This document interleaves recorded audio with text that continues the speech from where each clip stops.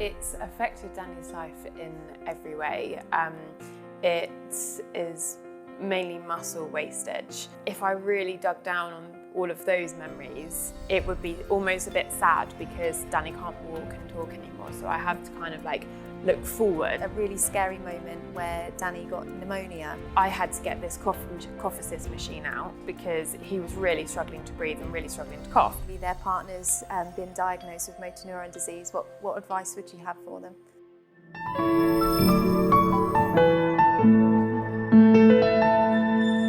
Welcome to the Life and Loss podcast, where we seek to normalise conversations about illness and grief, helping individuals feel less isolated and alone. I'm Hannah, and today I'll be talking to Annabella about her experience caring for her husband Danny, who is living with motor neurone disease. Annabella describes Danny as her partner in crime, her best friend and husband. In this episode, we will learn about the challenges and experiences involved in supporting a loved one through this cruel and relentless disease. Welcome, Annabella. Hi. Thank you for joining me. No problem. So for those that don't know, what is motor neurone disease and how has it affected Danny's life? It's affected Danny's life in every way. It is mainly muscle wastage. So it's progressive. So, when Danny was first diagnosed, he was walking, talking, driving, everything. Fast forward 11 years later, he is completely wheelchair bound. He relies on a ventilator to breathe day and night now. His speech is failing him. His arms don't work, his legs don't work, his feet don't work. He is fed by a peg, although still has a little nibble on crisps and things like that every now and again. And obviously steals some of my red wine. But apart from that, it's a really, really cruel disease that just takes everything away from him apart from his brain. Still completely functional, works arguably much better than mine.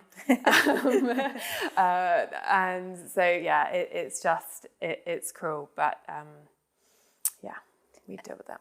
And you recently done an article online on your website, and in the article you mentioned that you avoided talking about Danny's illness publicly for a long time. Why was that, and what's made you change your mind about talking about it? So, for years, it's not that I couldn't talk about it, because I am a really open person, and I'm strong and I can talk about it.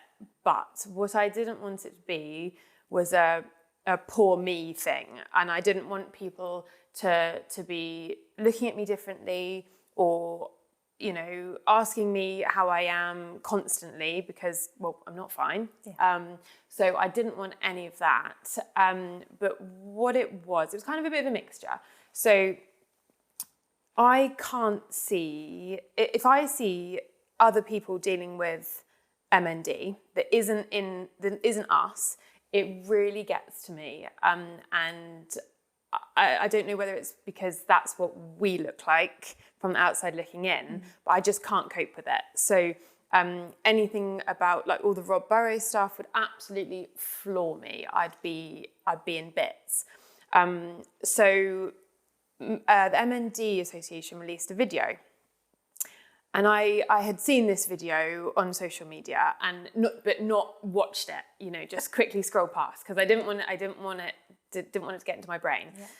So, honestly, about 4 days after they'd released it, I was still thinking, I really need to watch that advert. I should be watching it. That's important. And I was saying to Danny, have you watched it? And he was like, yeah. Watched it, just watch it.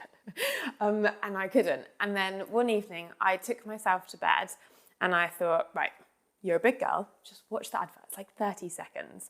So I watched this advert and I thought, what? That is not our life. Like, our life is carnage. And it was a gorgeous advert and they did a really good job and it looked lovely and the couple were obviously completely in love and battling as we are, But for me, it felt like that's not the way motor neurons gets you. Like it just destroys everything. So that night I thought, right, I'm just going to start writing. I'm just going to start writing about all the things that I think of that we've been through over the years, and just see where I end up. And that night I was writing until I think like 12:30, and bearing in mind my bedtime is solidly 10 o'clock every night because I need my sleep.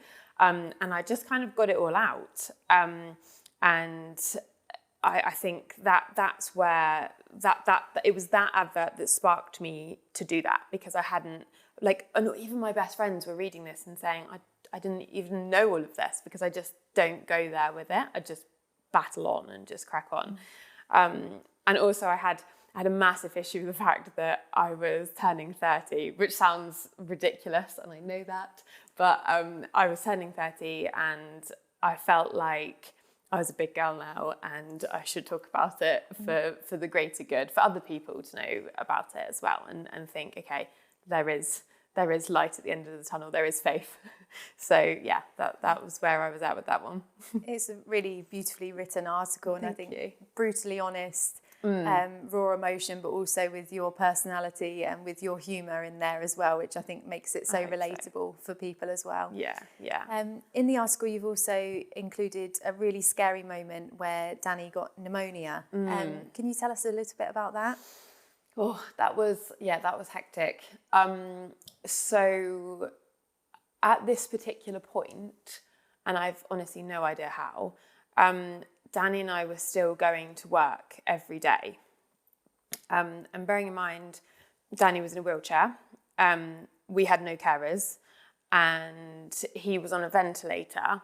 And I mean, he's an absolute trooper. And I got us there every day, and we worked 9 until 6, and we never had a sick day. And we were there. We were on it. And one Wednesday, he was like, I feel really rough. And I was like, okay. And I'm not a hypochondriac. I never get overly excited, but he was looking a bit rough. And I was like, okay. And we had my stepdaughter's play that she was doing for school in the evening. So we were like, okay, right, we'll go home, get changed quickly, go to that, and then we'll get you back into bed and you'll be fine. So we went to the play, and literally the whole time I was looking at him thinking, you are not well. This is a nightmare.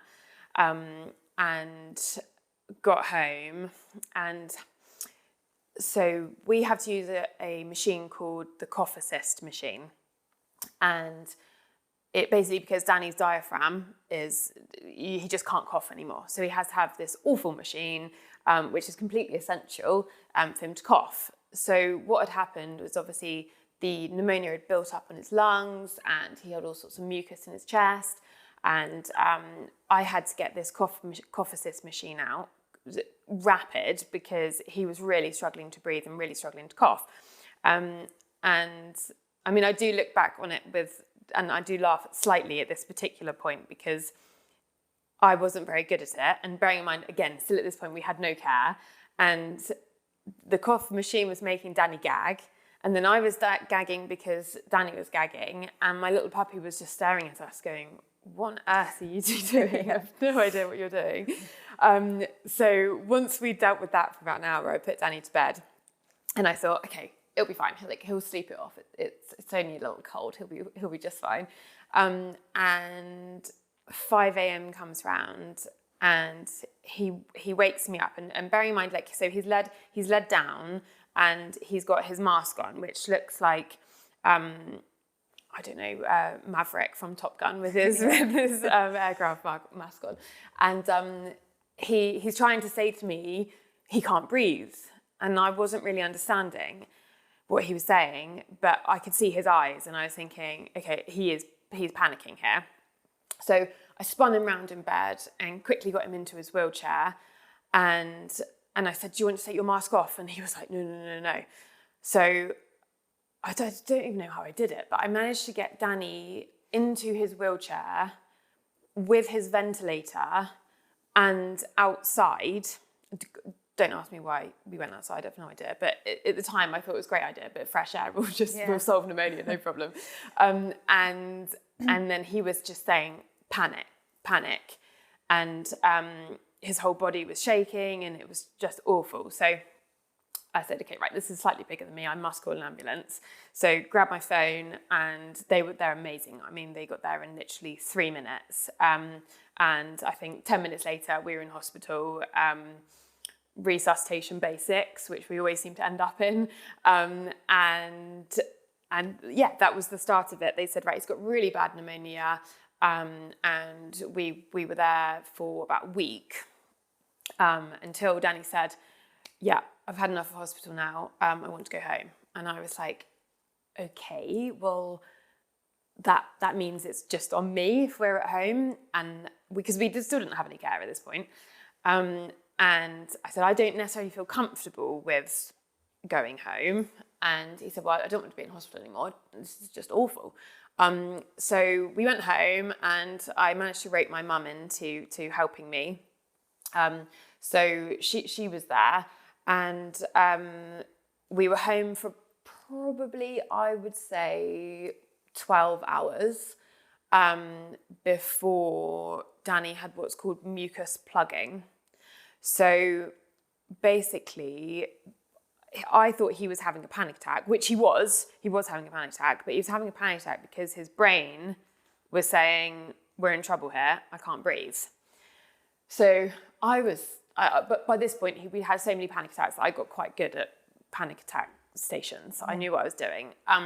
And I was saying, okay, calm down. I had a cold cloth on his forehead and like, just, saying nice, calm things. And he was doing really well and he was being really calm.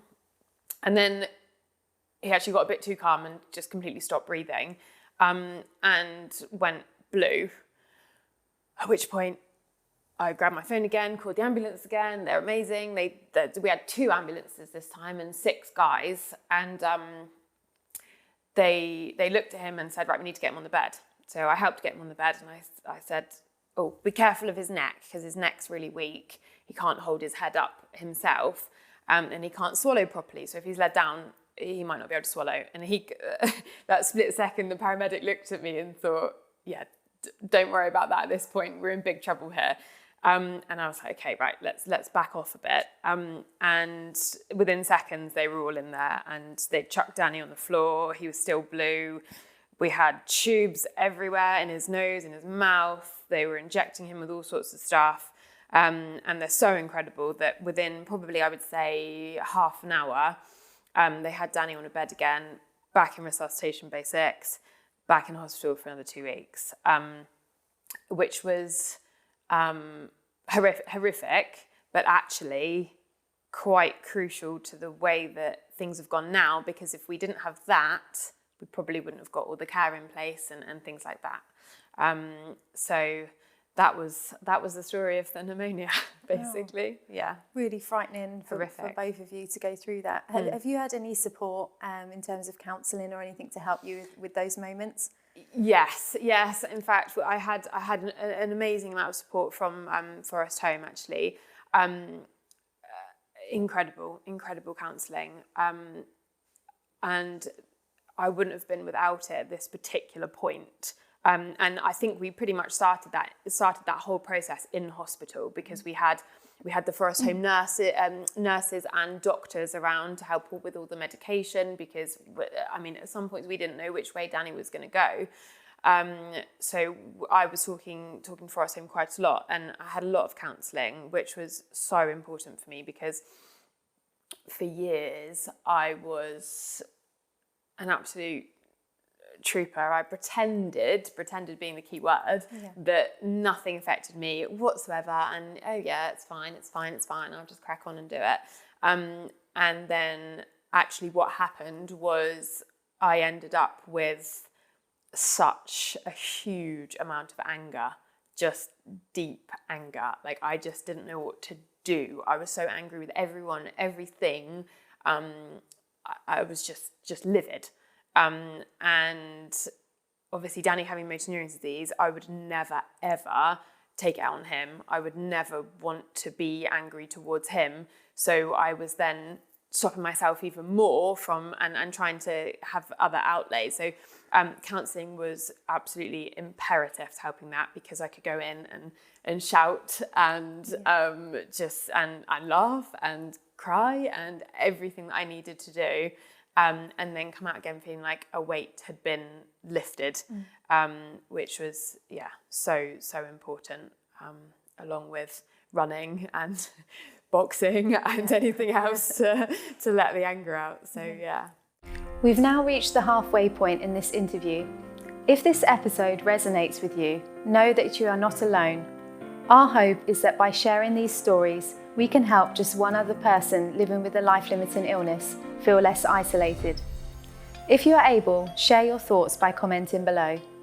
And fast forward to 2023, Danny made the prediction that he thought he was going to die that year, which I can't imagine how that must have felt, hearing that for someone that you love. Yeah. How do you cope with that anxiety and that dread on a daily basis? That was awful. That was just horrendous, and I would probably say a large glass of red wine in the evening would always help, but also it would be escapism for me, in terms of I'd always have a book, and running with my dog in the morning, which was so important to do, and I started a business with my mum as well, which was completely consuming, and that helped me massively. I am quite lucky because I do have an amazing support network around me,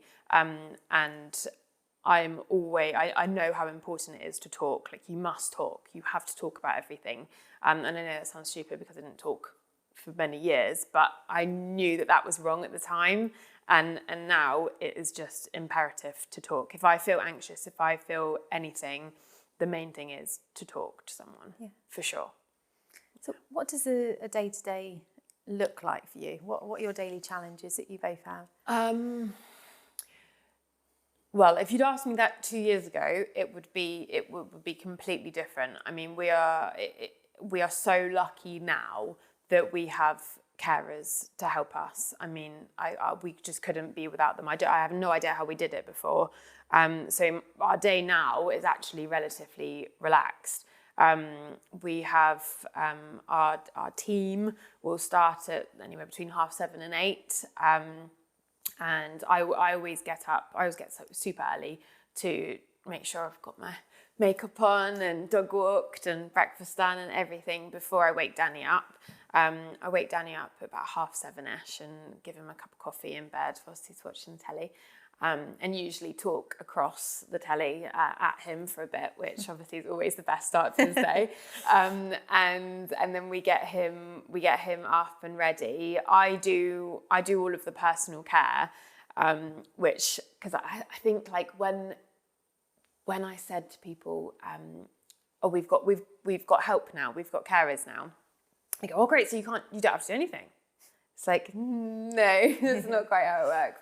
So the carers are amazing and they help so much, but I do all of the personal care in the morning, and then usually I'd whiz off to work and do whatever we need to do, and Danny will be with the carers, who, I mean, I don't even like saying carers, to be honest, because they're friends. Like, it's just literally like having your friends around to help it, and it is brilliant. So I think carers doesn't really cut it.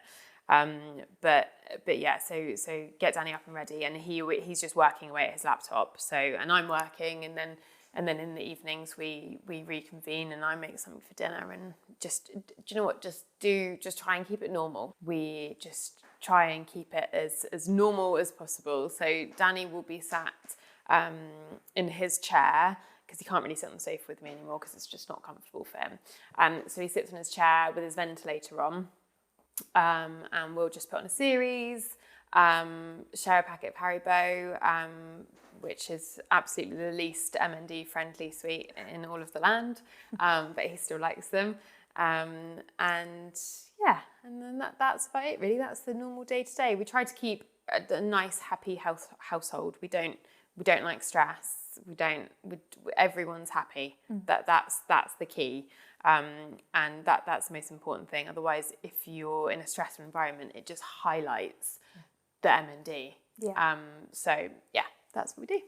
And over the past 10, 11 years, you've had some nice moments as well, like going to Silverstone, meeting Lewis Hamilton. How important are these special moments in just getting you through and sustaining through difficult times? Yeah, they are so important. And obviously, it's a funny one because we knew everything that we're dealing with now was coming. So we knew that he would be in a wheelchair, we knew that he'd be on a ventilator, we knew he wouldn't really be able to speak very well. So we tried to cram a lot in as much as we could. So they are really important times, and I do love to look back on them. But I am always more like forward thinking. I try to think forward because actually, if I really dug down on all of those memories, it would be almost a bit sad because Danny can't walk and talk anymore. So I have to kind of like look forward, and I absolutely do Danny's head in with, okay, what we're doing next, where are we going on holiday? And honestly, I mean, holidays are just a joke. Like it's just far too stressful to go on holiday. But nevertheless, me being me, I still try and push to see what we're going to do. But they are really important, and for the children as well. Like I want them to have brilliant memories of all the things that we've done. Yeah, so, definitely. Yeah. What would you say to someone listening to this podcast today that maybe their partner's been diagnosed with motor neurone disease? What advice would you have for them? I would say accept help when people are offering it, because for years and years we accepted no help whatsoever, nothing. We cracked on like it was nothing, and we just pretended it was fine, which is fine to a certain degree because Danny was quite slow progressive. But then you get the pinch point where you're in crisis and you then you're scrabbling around for help. So absolutely ask for help and accept help. Say yes, can I do that for you? Can I, even if something really small, but the small things can tip you right over the edge. If you run out of milk, and you can't have your evening cup of tea, and someone's offered to go and get you milk in the morning, just say yes. Yeah. Just say yes. Just go for it.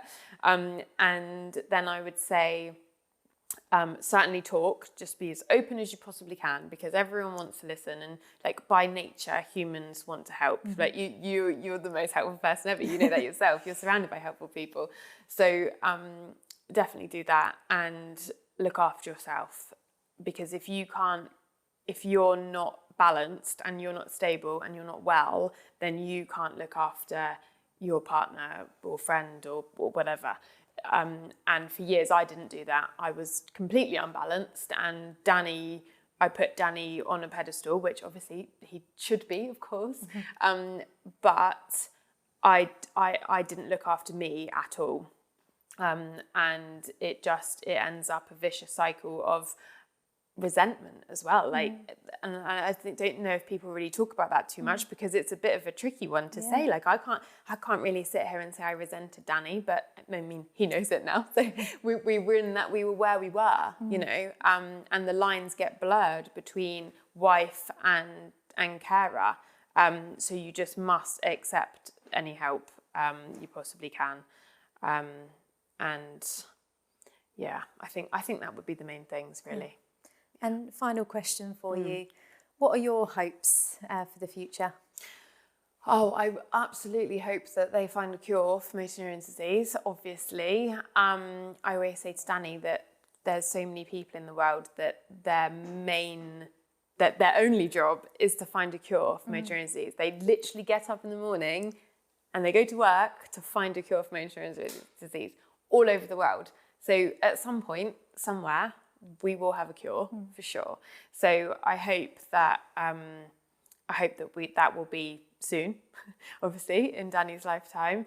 And I would hope that we continue to have a happy life together and happy household despite the motor neurone disease, because we are very lucky. We have a lovely, happy life.